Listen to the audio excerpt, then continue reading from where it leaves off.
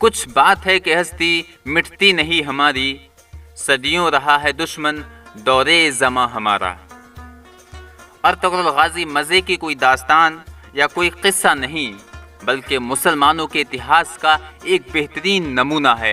یہ کہانی ہے اس بہادر شخص کی کہ جس نے نہ صرف ایک ایسی سلطنت کی بنیاد رکھی کہ جس نے 600 سال سے زیادہ آدھی دنیا پر حکومت کی، بلکہ ساتھ ساتھ اپنی بہادری سے اس دور کے مسلمانوں میں وہ حوصلہ وہ ہمت پیدا کی کہ اس دور میں مسلمانوں کے سامنے ٹکنے والا کوئی بھی موجود نہیں رہا۔ آخر کون تھا یہ بہادر شخص ارطغرل کہ جس کی کہانی دیکھ کر آج پوری دنیا پاگل ہو گئی ہے؟ آخر کون ہے یہ ارطغرل کہ جس کا نام سن کر آج بھی امریکہ اور اسرائیل جیسے طاقتور ملک تھر تھر کانپ رہے ہیں؟ ارطغرل غازی سے مسلمانوں کے دشمنوں کو کتنا ڈر لگ رہا ہے، اس کا اندازہ صرف اس بات سے لگایا جا سکتا ہے کہ یہ سیریل ابھی تک تقریباً 20 سے 25 ملکوں میں بین کیا جا چکا ہے، اور سبھی کٹر اسلامی دشمن ملک ترکی کے صدر رجب طیب اردوغان پر یہ الزام لگا رہے ہیں کہ رجب طیب اردوغان اس سیریل کے ذریعے سے مسلمانوں کو بہکانے کی کوشش کر رہے ہیں۔ لیکن تمام دشمنان اسلام کی کوششوں کے باوجود لوگوں پر سے اس کا نشہ اترنے کا نام ہی نہیں لے رہا ہے، اور آج پوری دنیا میں تقریباً 160 دیش ایسے ہیں جس میں یہ بڑے شوق سے دیکھا جا رہا ہے، اور آپ کو بتا دیں کہ اس نے دیکھنے کے معاملے میں ورلڈ ریکارڈ بنا دیا ہے۔ آخر جانتے ہیں کون ہے ایسا شخص کہ جس کی آج کہانی دیکھنے کے لیے پوری دنیا بےتاب ہے؟ یہ تھا کون ارطغرل غازی؟ تو چلیے بنا کسی دیر کیے اپنی ویڈیو کو شروع کرتے ہیں۔ شاکر ازری ورلڈ کے معزز دوستو، میں ہوں شاکر رضا، اور آپ تمام سننے اور دیکھنے والوں کو سب سے پہلے میرا سلام عرض ہے۔ السلام علیکم ورحمۃ اللہ تعالی وبرکاتہ۔ دراصل یہ کہانی شروع ہوتی ہے 13ویں صدی سے، جب چنگیز خان کی منگولی سینا پوری دنیا میں لوٹ مار کرتی ہوئی مسلمانوں اور یورپ کے بھی کئی ملکوں پر فتح حاصل کر رہی تھی۔ اس وقت کی یہ کہانی تھی۔ منگول ایسے وحشی درندے تھے جو جہاں بھی جاتے خون کی ندیاں بہا دیا کرتے تھے، نہ بچوں کی احتیاط کرتے تھے، نہ بوڑھوں کی لحاظ کرتے تھے، اور نہ ہی عورتوں کو چھوڑتے تھے۔ ہر جگہ تباہی پھیلانا ہی منگولوں کا مقصد ہوا کرتا تھا۔ جب یہ منگول خوارزم کے علاقے تک پہنچے تو یہاں ایک قبیلہ ہوا کرتا تھا جو اس علاقے کو چھوڑ کر ڈر کے مارے وہاں سے بھاگ گیا۔ اس قبیلے کا نام تھا قائی قبیلہ۔ اس قبیلے کا سردار تھا سلیمان شاہ۔ سلیمان شاہ کے 4 بیٹے تھے۔ تیسرے نمبر کا بیٹا تھا ارطغرل غازی، اور یہی وہ بیٹا تھا کہ جس کے اوپر یہ ڈرامہ یعنی یہ سیریز کو بنایا گیا ہے۔ یہ وہ جاباز ہستی ہے کہ جس کے کردار کو اس میں دکھایا گیا ہے۔ سلجوق کی سلطنت کی شہزادی حلیمہ سلطان اور اس کے بھائی اور اس کے باپ کو عیسائیوں نے قید کر لیا تھا۔ جنگل کے راستے سے جب عیسائی اس کو محل لے جا رہے تھے تب یہ لوگ ارطغرل غازی کے ہتھے آ گئے۔ ارطغرل نے شہزادی حلیمہ اور اس کے باپ اور اس کے بھائی کو عیسائیوں سے چھڑوا لیا۔ بس یہیں سے شروعات ہوتی ہے اس جانباز دلیر ارطغرل غازی کی۔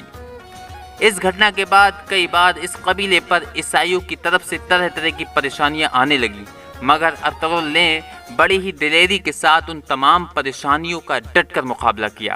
ارطغرل غازی کا جو سب سے بڑا دلیری اور ہوشیاری کا کام تھا وہ یہ تھا کہ اس نے عیسائیوں کے اس قلعے کو ہی فتح کر لیا تھا جہاں سے مسلمانوں کے خلاف سازشیں تیار ہوا کرتی تھیں۔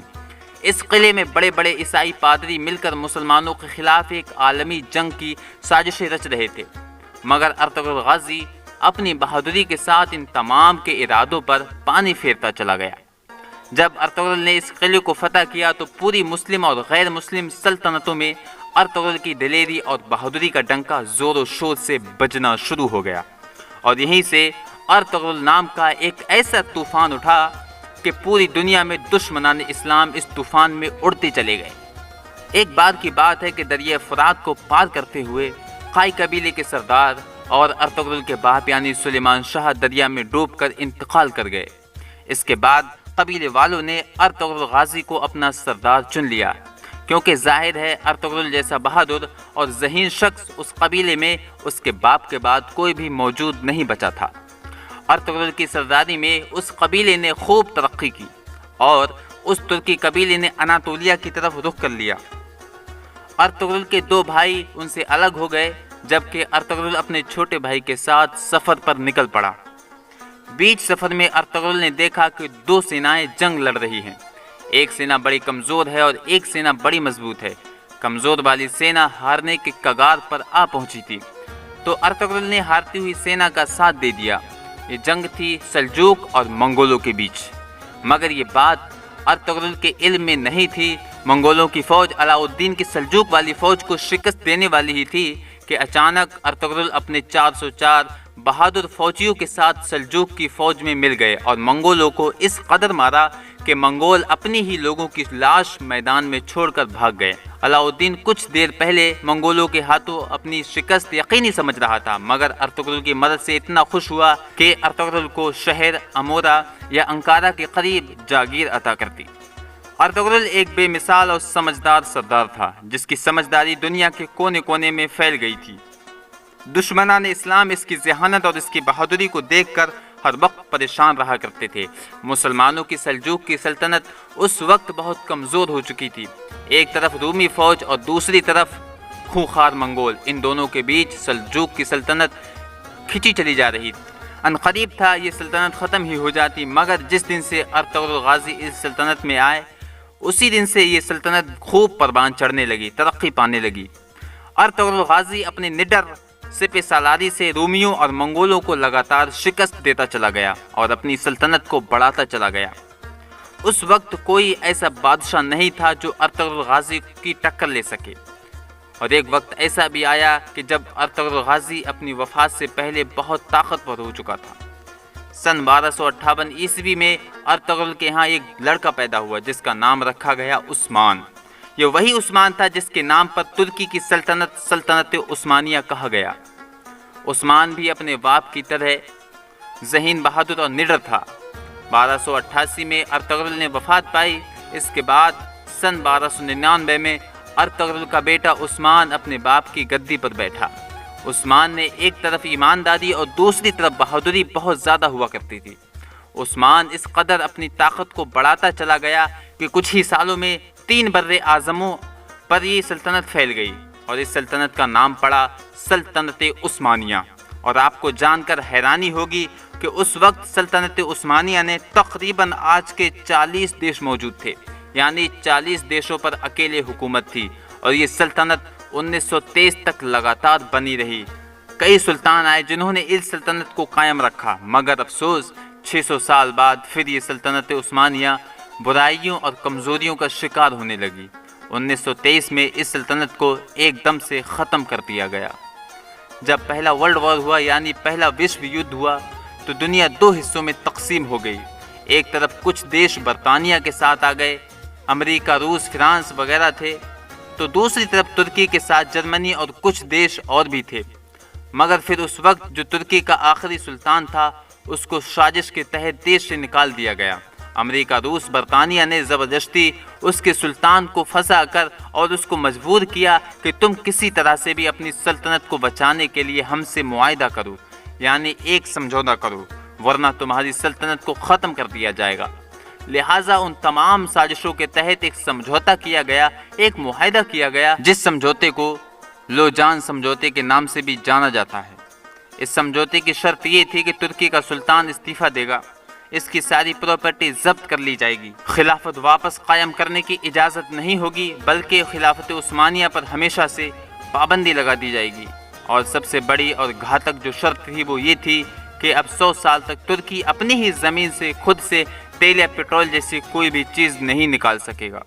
ترکی کو تیل یا پٹرول دوسرے دیشوں سے ہی خریدنا ہوگا، اور ساتھ ہی ساتھ ترکی کی بندرگاہ پر پابندی لگا دی گئی جو کہ ایشیا اور یورپ کو بھی آپس میں ملاتی ہے۔